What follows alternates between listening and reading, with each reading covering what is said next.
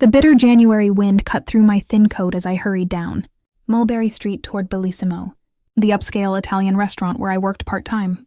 My cheeks stung from the cold, and I clutched my phone in my gloved hand, checking the time with a grimace. I was late, again. Ducking under the red awning of Bellissimo, I pushed open the heavy wooden door and was immediately greeted by a rush of warmth and the rich aroma of tomato, basil, and garlic. The cozy interior, terrazzo floors, white tablecloths, and flickering candlelight was a sharp contrast to the biting cold outside. I unwound my scarf as I slipped through the entryway. "Sophia, you're 10 minutes late," came a sharp whisper in accented English from my manager, Marco, as I passed by the bustling kitchen door. He was a wiry man with thinning hair, currently frowning over a seating chart. "Table 7 has been waiting for their drinks." "Move it." "Mi dispiace, I'm sorry," I murmured in apology, instinctively mixing Italian into my English. My nerves were already frayed from sprinting 5 blocks in the cold. I hung my coat in the back and quickly tied on my black apron.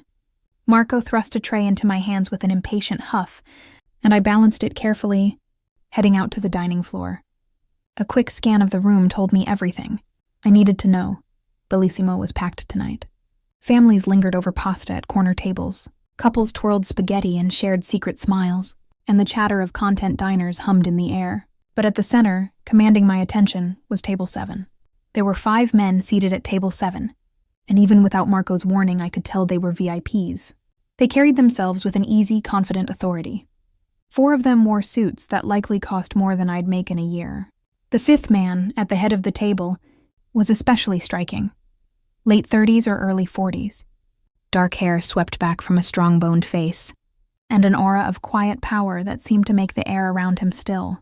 Unlike the others, his tie was loosened slightly and the top button of his crisp white shirt undone, as if he never had to prove formality to anyone. I approached carefully, forcing a polite smile despite the nervous flutter in my stomach. As I neared, I caught snippets of their conversation in Italian. Low, rapid exchanges I couldn't quite catch over the dining room noise. One of the men, a broad-shouldered fellow with a scar on his cheek, noticed me and fell silent, causing the others to turn my way. "Buonasera," I greeted softly, the greeting slipping out in Italian before I could stop myself. "Good evening."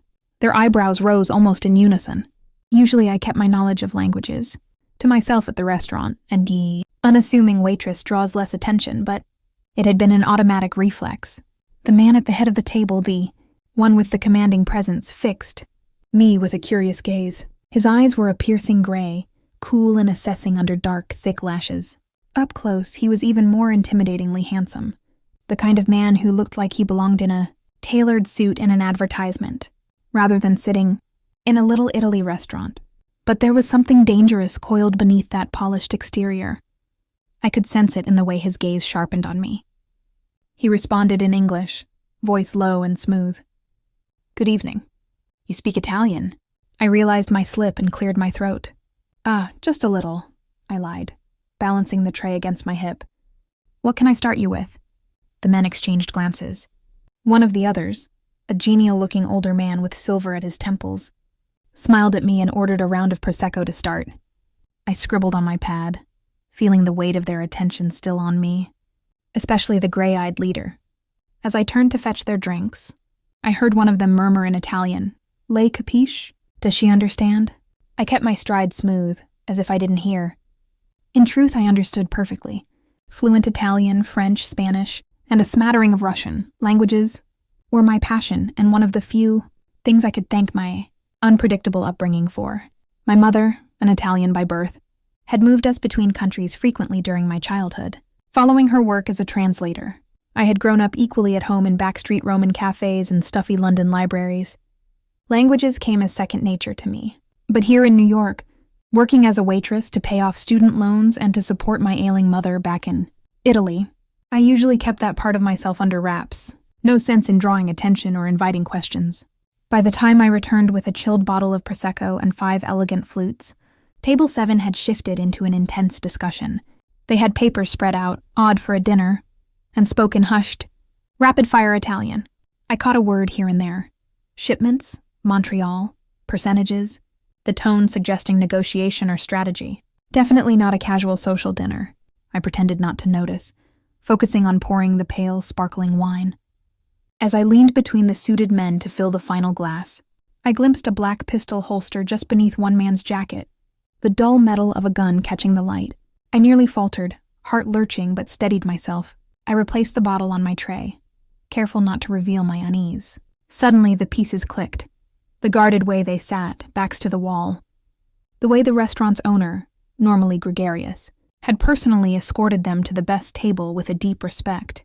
These men were not ordinary businessmen. They were something far more dangerous. I stepped back, and in that moment, my phone vibrated in my apron pocket. Once then again, persistent. Startled, I discreetly slid it out to glance at the screen. My stomach clenched at the caller ID. It was an international number, Italy. More specifically, the number from my mother's hospice in Rome. A spike of fear went through me. Mama. I'd been expecting an update from her nurse all week with a mix of hope and dread, but she rarely called during my work hours unless it was urgent. I bit my lip. Technically, phones on the floor were forbidden. But if I stepped into the back hallway for just a moment, the phone buzzed insistently again. Casting a quick look around, the men at table 7 were engrossed in their conversation again, and Marco was busy at the bar. I took 2 steps back toward the shadowy corridor by the bathrooms and answered quietly, switching to Italian. Pronto? I whispered. Hello? Signorina Lombardi? A trembling female voice answered. It was Marta, my mother's nurse. My heart dropped into my stomach. Something was wrong. Marta never sounded so shaken. I pressed the phone tighter to my ear and ducked further around the corner, one eye still on table 7 through the gap. The men continued talking, oblivious for now. Marta, sì, sono io, I replied in a rush, identifying myself. Cosa è successo? What's happened? È tua madre. Marta's breath hitched, and she launched into a frantic explanation. I strained to catch the words, blood roaring in my ears. Degli uomini sono venuti. L'hanno presa. Some men came. They've taken her. I clutched the phone as if it were a lifeline. Che cosa? Chi l'ha presa? What? Who took her? I struggled to keep my voice low. Non lo so. Erano armati. Hanno detto che un messaggio per il suo capo. I don't know. They were armed. They said a message for her boss. Her boss? None of this made any sense. My mother was a retired translator, now a hospice patient. She had no boss. Unless, my thoughts raced, unless they thought of someone else? Or was this some kind of mistake? Hanno detto che la porteranno via. Al-Sad, they said they'll take her away, to the south. Marta's voice broke on a sob. Hanno minacciato di uccidermi se chiamavo la polizia. Mi dispiace, mi dispiace. They threatened to kill me if I called the police. I'm sorry. Marta, calma, I said quickly, though my own hands were shaking. Hai fatto bene a chiamarmi. Cercherò di... My breath caught. Marta, calm down. You did well to call me. I'll try to... What? What could I do from here? My mother was kidnapped, taken by armed men, presumably criminals, and being whisked off to the south, likely southern Italy. A cold wave of helplessness crashed over me. I had to get to Italy. I had to do something. My mother's face swam in my mind. Gentle eyes, a frail smile from the hospital bed when I last visited her. Tears burned at the edges of my eyes, but I blinked them back fiercely. Not here, not now. Marta, listen. I forced steel into my tone. Don't call the police yet. Stay safe and try to find out anything you can. I'll be there as soon as possible. Per favore, prenditi cura. Take care until I arrive. Marta agreed in a whisper, and the call ended. I slowly lowered the phone, my entire body trembling with adrenaline and shock. My mother, my only family, had been kidnapped, and I had no idea by whom or why. I exhaled shakily. I needed help. Someone who understood this underworld of threats and violence. Someone who could get me to Italy fast.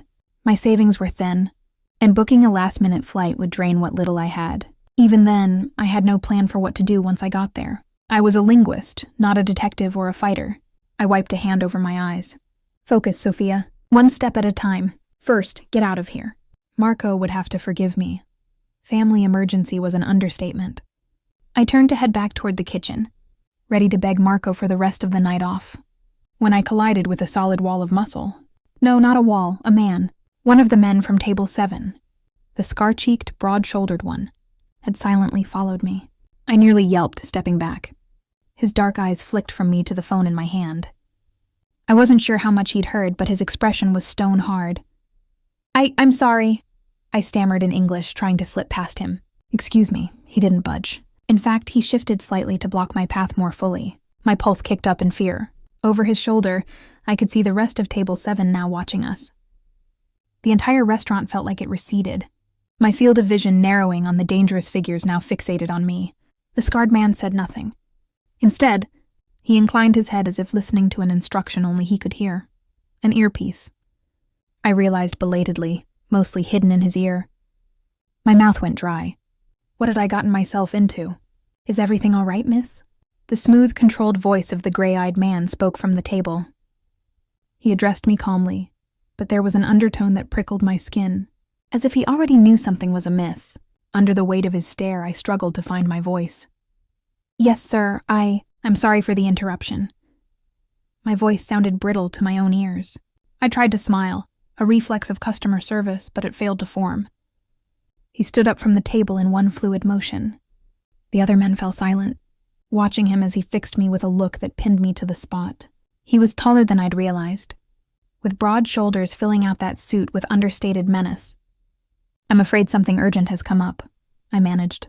My eyes darted to Marco by the bar, who was finally noticing the disturbance, his expression turning alarmed. I need to leave. I'm sure Marco can spare you for a moment. The gray-eyed man interrupted quietly. It wasn't phrased as a question. At a subtle gesture from him, Scarcheek stepped aside just enough for the man to approach me. Who are you? I breathed, my instincts screaming that I might be in even more peril than I'd thought. Up close, his presence was overwhelming. He radiated confidence and danger in equal measure. He gave a tight, polite smile that did not reach those penetrating eyes. Someone who heard you speaking Italian quite fluently just now. He paused, and something unreadable passed through his gaze. And someone who can tell when a person is in trouble. My heart thudded. He had heard. Maybe not every word, but enough. A part of me wanted to seize that and beg for help. He clearly had resources, power. Perhaps he could help me find my mother.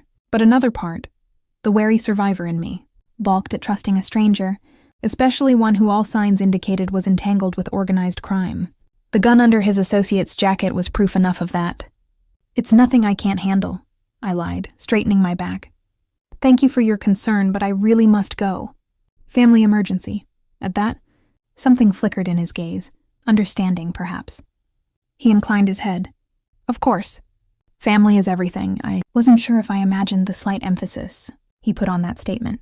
He stepped aside, gesturing with an open palm toward the exit. After you, Miss Lombardi, I supplied hesitantly, surprised by the sudden courtesy. Sophia Lombardi. Miss Lombardi. He pronounced my name with a perfect Italian lilt. Naturally. His eyes stayed on me as I moved past him. I hope your mother is all right. My breath caught in my throat. I hadn't mentioned it was my mother. Perhaps I had said madre into the phone, or maybe he just deduced it. Either way, the weight of his words lingered ominously as I made my way across the restaurant. Keenly aware of his gaze following me all the way, Marco sputtered with confusion, as I quickly explained that I had an emergency and needed to leave now. Whether it was the look of desperation on my face or the subtle wave of the gray-eyed man, which I saw out of the corner of my eye giving permission, Marco just nodded dumbly. Before anyone could change their mind, I rushed out into the cold night without even stopping for my coat. The shock of the frigid air was like a slap, but I barely felt it. I was running on pure adrenaline and fear. I jogged down the block, phone already in hand as I tried to figure out what to do. I needed to book a flight to Italy, tonight if possible. And then, the enormity of it was overwhelming. Flying to a country where I had few contacts beyond my mother's nurses, taking on men who outgunned and outnumbered me. It was absurd, but I had to do it, because no one else would. My mother had sacrificed everything for me. Now it was my turn to protect her. My apartment was only 6 blocks away. I nearly slipped on an icy patch as I started running, catching myself on a lamppost. Focus. I'd pack a bag, grab my passport, and then a sleek black car idling at the curb just ahead suddenly revved its engine and peeled away, turning the corner. The street was otherwise quiet at this late hour. a dusting of snow catching the orange glow of streetlights. I shivered, pausing to catch my breath and quell the panic rising in my throat. The sound of footsteps on pavement echoed behind me. I glanced back. A man in a dark overcoat was walking at a clipped pace a half-block behind, heading the same direction as me. Every hair on my neck rose. Was he following me, or just a pedestrian in a hurry to get out of the cold? I started moving faster, my boots crunching on the thin layer of snow. The man sped up, too. My heart began to pound. This wasn't paranoia. He was definitely tailing me. Another glance back. He was mid-30s, athletic build, and he had one hand tucked suspiciously inside his coat. A surge of alarm shot through me. Did he have a gun? I abruptly changed course, darting across the street. Maybe I could lose him through the alley ahead. "Miss Lombardi," a voice called out behind me. Not the smooth voice of the gray-eyed man, but unfamiliar and edged with authority. I ignored it and kept going. I wasn't about to find out what he wanted. "Sophia Lombardi, stop," the voice barked. Definitely chasing me. I slipped into the narrow alley between a bakery and a closed deli, my pulse skyrocketing. The alley was piled, with trash bags and the distant neon of a sign barely lit the way. A dead end. My memory caught up a second too late. I skidded to a halt, breath puffing in front of me. Footsteps slowed at the mouth of the alley. The silhouette of the man loomed, blocking the only exit. My mind raced. Think. There was a rusty fire escape ladder just out of reach above me. No time to drag a trash bin over to climb. I spun around looking for another way. "Please," I called out, voice echoing harshly off brick walls. "I don't have any money. Just take my phone." He stepped under the flickering alley light, revealing a clean-shaven face and icy blue eyes. "I'm not a mugger." He flashed something inside his coat, a holster with a gun, but also a badge of some kind. It didn't look like NYPD. It was different, embossed with an Italian flag and an eagle. "I'm here on behalf of Dante Ricci. Dante Ricci." The name meant nothing to me, but I knew instantly who he must be. The gray-eyed man from Table 7. Of course he had a name, and now I did too. Dante. It suited him in a way, elegant yet infernal. "What do you want?" I asked, trying to keep my voice from shaking. My back pressed against the cold brick wall. There was no way past this guy. If he meant me harm, I was done for. But if he had a badge, was he some sort of Italian police? Or more likely, private security for Dante? "Mr. Ricci requests your presence," the man said carefully. He didn't draw his gun, but his hand rested near it. I shook my head immediately. "I don't have time for this. My mother is in danger," he finished for me. His eyes softened just a fraction. "Which is exactly why you need to come with me." A chill, unrelated to the winter air, rippled down my spine. Dante must have heard more of my conversation than I'd realized. Or perhaps this man had. Maybe he spoke Italian too. In any case, they knew. "Mr. Ricci can help you," the man continued. "But not if you run off into the night alone. You'll be dead or disappeared by morning if you try. These people who took your mother, who are they?" I interrupted desperately. "What do you know?" He clamped his mouth shut, clearly unwilling to divulge more himself. "Come, we really must go." He reached a hand toward me, not quite touching, but the implication was clear. I hesitated, my heart a drumbeat in my ears. If Dante Ricci truly wanted to hurt me, he could have done so back at the restaurant with far less trouble. Sending someone after me meant he did intend to involve himself in this. The enemy of my enemy is my friend, right? If he knew who took my mom, I'd be a fool not to at least hear him out. Yet every instinct warned me that stepping into Dante Ricci's world could be just as dangerous as facing this threat alone. But I had no choice. For my mother's sake, I couldn't turn down any chance of help. I took a shaky breath and nodded. "Okay." Relief flitted across the man's face. He beckoned me forward and escorted me out of the alley. Parked at the curb was the same sleek black car I'd seen earlier. The back door opened as we approached, and I glimpsed Dante's unmistakable silhouette inside, illuminated by the soft glow of a reading light. My stomach did a flip. This felt like stepping into a den of lions. But for my mother, I would walk through fire. Gathering my courage, I slid into the warm leather interior of the car, into Dante Ricci's world, and hoped I wasn't making a deal with the devil. The door shut with a solid thunk, muffling the outside world. I found myself in the back seat of what felt like a limousine, face to face with Dante Ricci. The interior was dimly lit, the smell of fine leather and a hint of cologne surrounding us. Dante sat with one leg crossed over the other, utterly at ease. His gray eyes lifted from a tablet device in his hand to regard me. I felt pinned by that gaze, sharp, intelligent, and far too observant. I suddenly realized I was shivering, whether from cold or nerves or both. Without a word, Dante slipped off his tailored suit jacket and draped it around my shoulders. The unexpected gesture left me momentarily speechless. The jacket was warm, carrying his body heat, and a subtle scent of amber and wood smoke. "Thank you," I managed softly, pulling it around myself. My own coat was still back at the restaurant, but somehow I doubted I'd be returning for it anytime soon. He inclined his head in acknowledgement. "You ran out in a hurry," he said. It wasn't quite a question, more a gentle prompt. Up close in the intimate space of the car, his voice was as velvety as it had been in the restaurant, but now with an undertone of concern. I clenched my hands in my lap, acutely aware of the two other men seated in the front, one driving, the other in the passenger seat. They spoke quietly in Italian, discussing route and timing, pointedly not looking back at us, giving an illusion of privacy. Still, I lowered my voice. He didn't have a choice. My throat tightened again with fear. She's been taken, kidnapped, by people who left some kind of message about a boss. Dante exchanged a look with the driver in the rear view. Mirror, just a flicker of eyes. You mentioned the South. They said they were taking her south? I nodded. Marta, her nurse, thought they meant southern Italy. She said they were armed men. They threatened to kill her if she went to the police. Dante, please. I almost choked on his name. Unfamiliar on my tongue. If you know who did this, tell me. I have to call the authorities or something. His expression hardened, slightly at my mention of authorities. If it's who I suspect, the police will be of little help, he said. There was no arrogance in his tone, just flat certainty. I believed him. The weight behind his words was chilling. Who do you suspect? The car pulled smoothly away from the curb. Dante watched me for another long moment, as if weighing how much to say.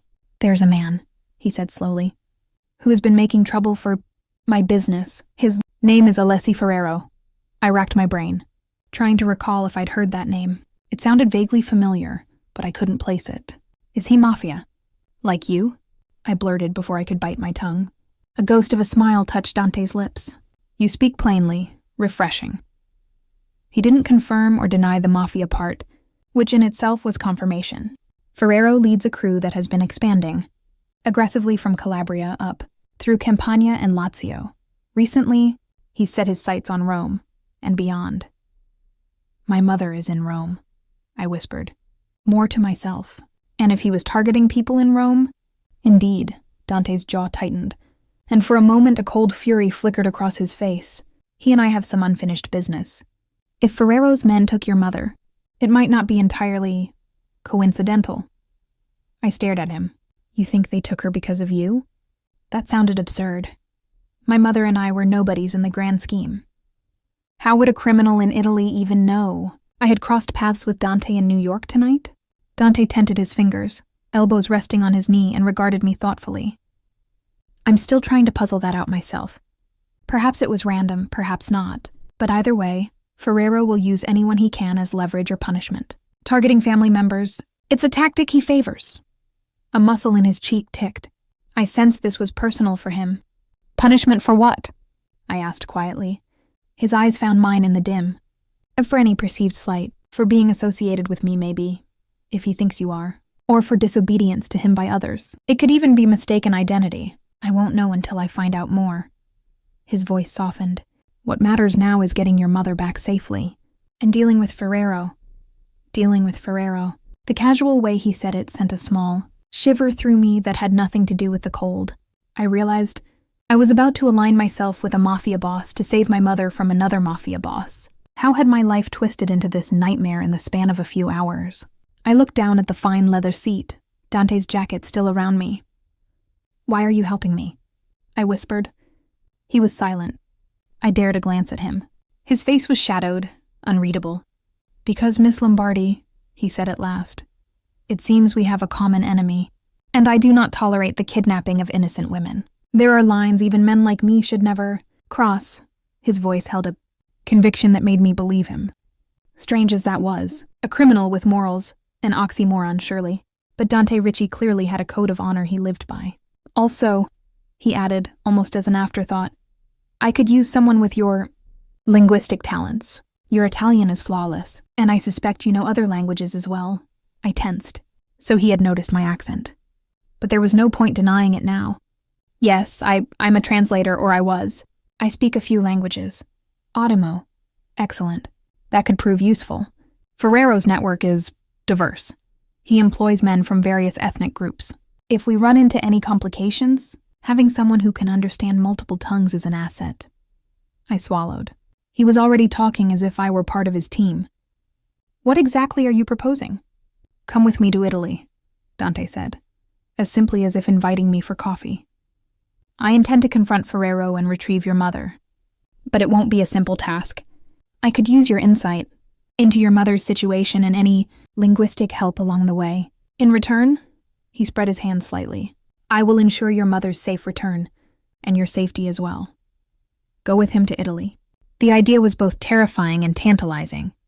On my own, I had no real chance. With him, a man who clearly had resources, manpower, and a personal vendetta, it might just be possible to save her. But it also meant throwing my lot in completely with a Mafia boss I met only an hour ago. How do I know I can trust you? I asked, hating how vulnerable I sounded. You say you'll help, but you could have other motives. You could be using me as bait, for all I know. Dante inclined his head in acknowledgement, as if the question were only natural. You have my word for what that's worth. I know trust is earned, not given freely, especially under these circumstances. But consider, if I meant you harm, would I not have done it already? I bit my lip. It was true. If all he wanted was to silence me or something, he easily could have. Instead, here I was wrapped in his jacket, being courteously asked rather than forced. And Miss Lombardi, you may find this hard to believe, he continued. But I have a mother too. Family. It's the one sacred thing we have. Whoever took your mother insulted not just you, but me. I don't let such insults stand. There was an edge of steel beneath his calm voice that told me Ferrero had made a grave mistake in Dante's eyes. I wondered what history lay between these two. Powerful men, but that was likely a story for another time. I inhaled slowly. All right, I'll go with you. My voice was barely above a whisper, but it was filled with resolve. On one condition, once we find my mother, I'm out. I want nothing more to do with the underworld or whatever this is. Dante's lips curved in a faint smile. That is more than fair. Help me see this done, and I'll ensure you both return home safely. After that, what you do is your choice. I gave a small nod. It was probably the best offer I could hope for. One more thing. His gaze pinned me again. You will have to stay close. Ferrero may now consider you a target as well, and I will not risk him snatching you too. So from this moment on, you go where I go, understood? The idea of being under constant guard, under his constant eye, was both reassuring and nerve-wracking. But if Ferrero's men were really after me, I didn't want to face them alone. Understood, I agreed. Dante leaned forward and spoke to the driver in rapid Italian. All'aeroporto. Preparati a decollare, to the airport. Get ready for takeoff. My eyebrows shot up. You have a plane ready? He glanced back at me. I have a jet. We can be in the air within the hour. Time is of the essence, is it not? I couldn't argue with that. Relief flooded me so suddenly I almost teared up. He was actually doing it. Within hours of my mother's kidnapping, I was going to Italy with a man who, moments ago, had been a complete stranger sipping Prosecco at table 7. The surrealness of it all made my head spin. You look pale, Dante observed. Take a breath, Miss Lombardi. What's your mother's name? The question caught me off guard. Angela, I said softly. Angela Lombardi. Angela, he repeated as if committing it to memory. We'll get Angela back. The quiet determination. In his voice was a balm to my frayed nerves. I wrapped his jacket tighter around myself and closed my eyes for a moment, sending up a silent prayer that he was right, and that this wasn't all some elaborate trick. Because if Dante Ricci was deceiving me, I sensed he was the kind of man who could make me regret it forever. True to Dante's word, less than an hour later, I was buckled into a leather seat aboard a private Gulfstream jet, lifting off into the dark winter sky. I sat by the window, watching the lights of New York recede below, feeling like I was leaving one life behind and plunging into another. Maybe I was, Dante sat across from me in the spacious cabin, already on the phone speaking low in Italian. From the cadence and the occasional name, I caught Ferrero and Angela among them. I guessed he was mobilizing contacts in Italy to sniff out information. His efficiency was impressive. In the short drive to Teterboro Airport, he'd managed to get both of us cleared for an international flight on what I assumed was very short notice. The jet was staffed with a co-pilot and a single attendant who had greeted Dante with deferential familiarity and me with polite warmth, as if it wasn't completely bizarre for a bedraggled waitress in a borrowed jacket to be tagging along with their boss at 2 a.m. I sipped at a cup of chamomile tea the attendant had pressed into my hands and tried to steady the whirl of anxiety, exhaustion, and adrenaline within me. Dante finished his call and moved to sit in the seat beside me, leaving a respectful distance, but close enough that I could see the flecks of steely blue in his gray irises. My people are looking into possible locations where Ferrero might take your mother, he said. Likely somewhere remote. He has a stronghold in Calabria, but also smaller properties in Sicily and outside Naples. We'll narrow it down. I nodded, appreciating that he was keeping me in the loop. Thank you. Those 2 words felt inadequate for the situation. I still can't quite believe any of this is real. An hour ago, I was serving pasta. Now I'm on a private jet to Italy with... I trailed off, realizing perhaps I shouldn't call him a mafia boss to his face. He arched a dark eyebrow. With a dangerous criminal? Is that what you were going to say? I swallowed. With you, I amended, a bit embarrassed. To my surprise, he chuckled softly. I suppose I deserve that reputation. I won't pretend to be a saint. Sophia. It was the first time he said my first name, and it rolled off his tongue in that accent like a caress. But for what it's worth, I'm not in the habit of harming innocent people. Quite the opposite, in fact, when I can help it. I studied him for a moment. In the soft overhead lighting, the harsh planes of his face were gentler, and I could almost see the man he might have been if life had dealt him a different hand. Why do I get the feeling there's a story behind that? I asked quietly. He looked at me, surprised again, and perhaps a little impressed by my boldness. He leaned back, gaze drifting past me to the inky darkness outside. I grew up in this life, as you likely suspect. My father was, let's call him an influential man back in Sicily. When I was a boy, I saw things that I wish I hadn't. Innocents caught in the crossfire of old vendettas. It made an impression. His voice had gone soft, distant. I can't change what I am, Miss Lombardi, what I do, but I can choose what lines I refuse to cross. Ferrero, on the other hand, has no such limits. That's why he must be dealt with. I found myself hanging on his words, the glimpse into his past rendering him more human than I'd expected. The fact that he even cared about collateral damage was surprising for someone in his position. I'm sorry, I said softly.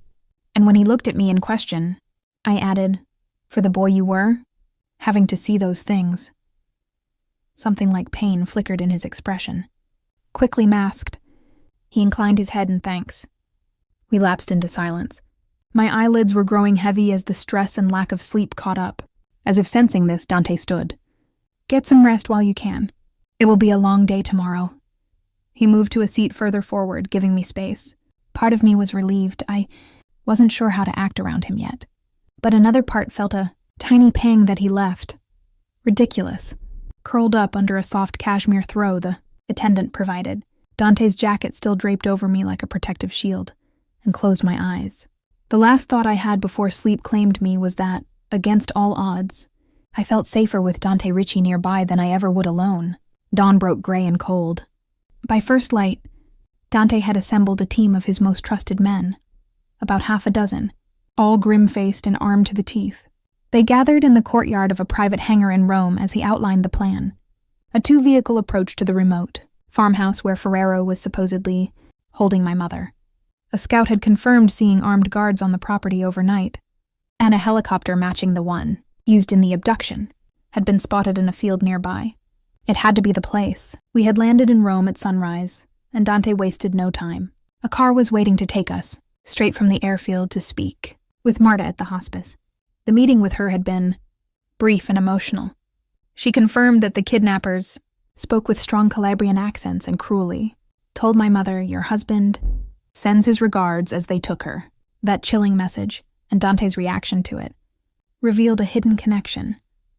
Ferrero's family had been behind my father's death, and now, decades later, Ferrero was targeting us to settle old scores and lure Dante into a trap. The revelation left me shaken, but it also steeled my resolve. Ferrero was not just a random criminal. We shared a history of blood, even if I'd been unaware of it. Dante had known my father, or at least of him, and his own father had been killed by the same clan. We were bound by a common thread of loss at Ferrero's hands. Now, in Sicily, at Dante's family villa, his men prepared to strike back. Dante insisted I wear a bulletproof vest, which felt bulky under the spare jacket. Rosa, the kindly housekeeper who'd greeted us, lent me. He and Luca helped adjust the straps, and I caught Dante checking the fit with a mix of worry and determination etched on his face. "Stay near me, no matter what," he said firmly as we prepared to depart the villa at first light. "If shooting starts, get down and stay down. Let us handle it." I agreed, though my heart pounded at the thought of gunfire. This was really happening. I was about to step onto a battlefield to save my mother. I wasn't sure if I was brave or foolish, but I knew I wouldn't be able to live with myself if I hid, away while her life hung in the balance. The drive through the Sicilian countryside was tense and silent. Dante and I rode in the lead SUV. I could see his focus sharpening with every mile, his features settling into a hard mask that was equal parts wrath and control. He was heading into war, to settle it once and for all. I clenched my fists to stop their trembling. In the back of the vehicle with us, Luca offered me a curt nod of reassurance. I tried to return it, though I was grateful I hadn't eaten much. My stomach was doing flips. At last, we crested a hill, and Dante signaled for the convoy to stop. Below, in a shallow valley, lay an old stone farmhouse and a barn, bordered by leafless olive trees. A dilapidated truck was parked out front, and 2 men with rifles slung over their shoulders paced near the entrance. Not exactly high security, but enough to trouble my nerves. Dante turned to me, his voice barely above a whisper. "We'll approach on foot from here. Luca will stay with you at the rear until it's clear."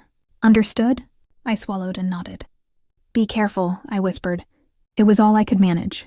He gave me one long look, something unspoken in his eyes.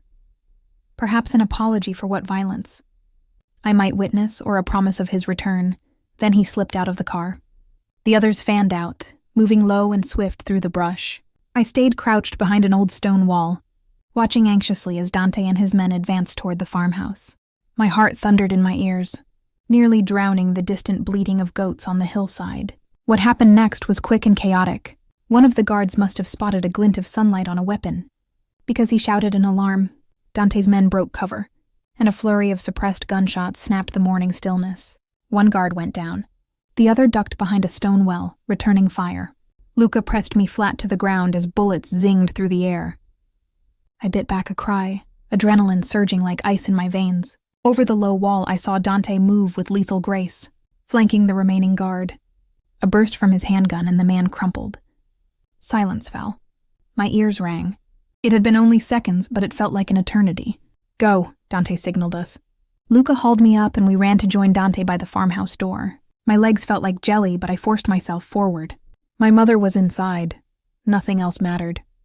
2 of Dante's men kicked in the heavy wooden door. They swept in, weapons ready. I heard shouting in Italian from within. Dante followed close, and then Luca and I slipped in after. The interior was dim, dust motes dancing in the beams of early light through shutter slats. The front room was empty of people, just overturned. Chairs and a lingering smell of smoke. "Clear," one of Dante's men called, stepping out of a side room. "Upstairs," Dante said, nodding toward a stairway. Suddenly, a sharp cry rang out, from somewhere behind the house. My blood went cold. It was my mother. "Mama!" I screamed, lunging toward the sound before Luca caught my arm. We hurried out through a back door into the courtyard between the house and barn. There, near the barn, was my mother in her hospital gown, slumped in her wheelchair, looking terrified but alive. A burly man with a black wolf tattoo on his neck held her from behind, a handgun pressed to her temple. And a few paces beyond them, by the barn door, stood Alessi Ferrero himself. He was a lean man in his 40s, dressed in a fine suit absurdly out of place in the farmyard. His dark eyes were alight with triumphant malice. In one hand he held a pistol, and in the other, a cell phone, likely expecting news of my arrival. He got more than he bargained for when Dante and his men appeared. "Ricci!" Ferrero spat, his lips curling in a sneer. You got here fast. I was hoping to have to drag you out of hiding. But you delivered yourself to me. Dante positioned himself slightly in front of me, gun trained steadily on Ferrero. His voice was deathly calm. It's over, Ferrero. Let the woman go. Ferrero laughed, a high, harsh sound. You think I'm going to simply hand her over? After all the trouble I went through to get her? No, I think I'll finish what Papa started. 2 birds with 1 stone. The last Lombardi, and Salvatore Ricci's proud son. My breath caught. The last Lombardi. He meant me, after my mother. And Salvatore must have been Dante's father. This was as much a trap for Dante as it was a vendetta against my family.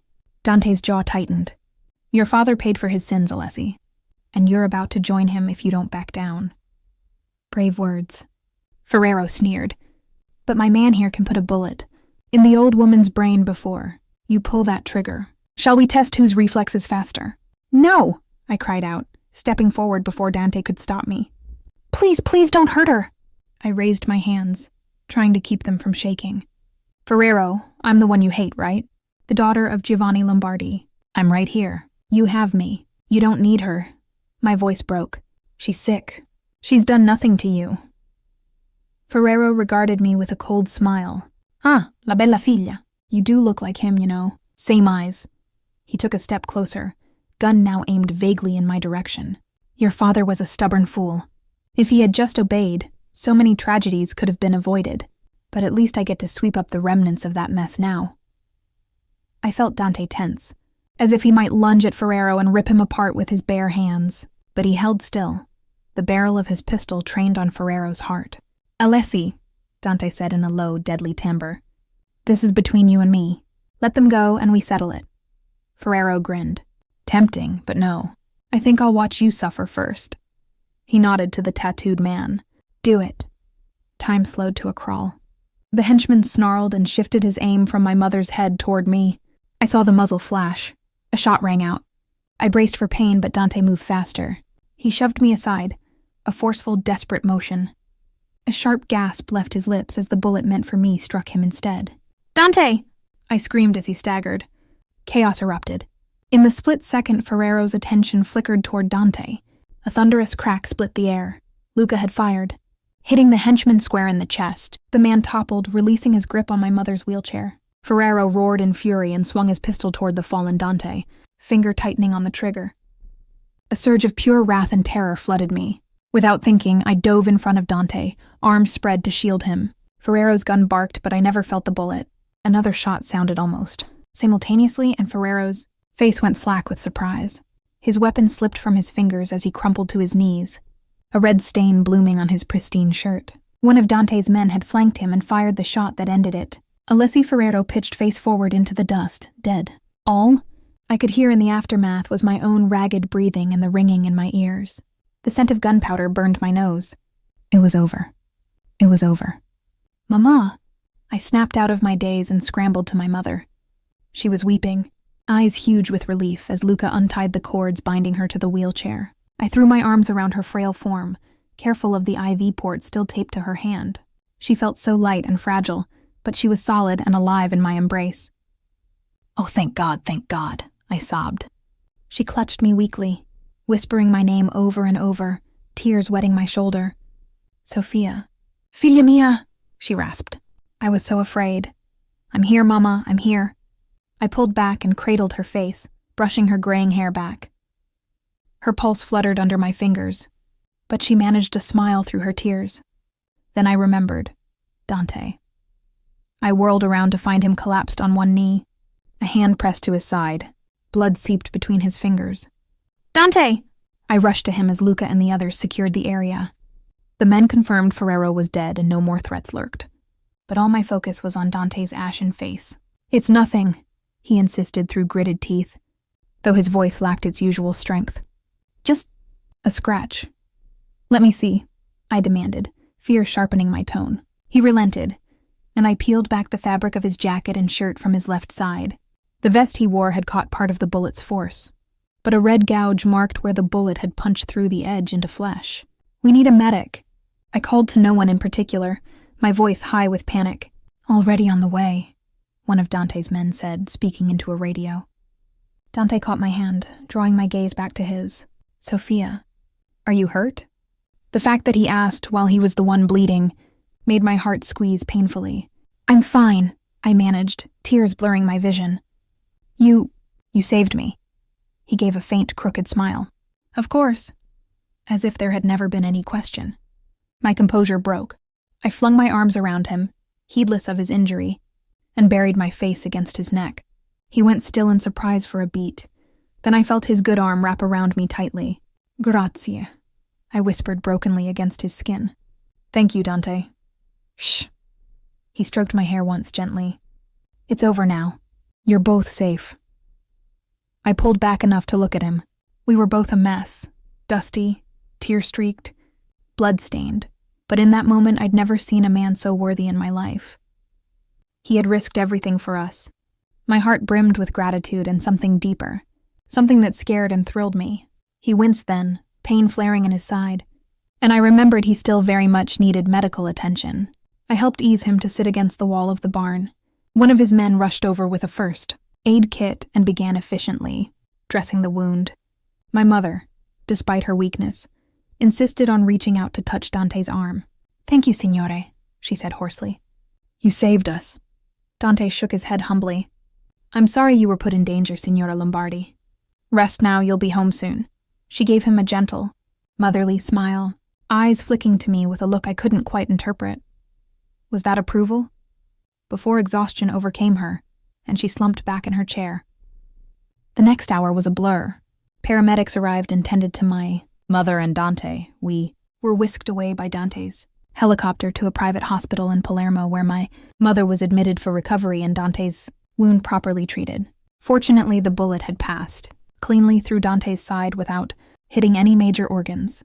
He bore the pain stoically, more concerned about my mother's condition. Her vitals were stabilizing. After fluids and care, doctors said with rest and medication, she would be okay. Relief unlike any I'd ever known flooded me. My mother was safe. The nightmare was ending. But as that weight lifted, another pang settled in my chest.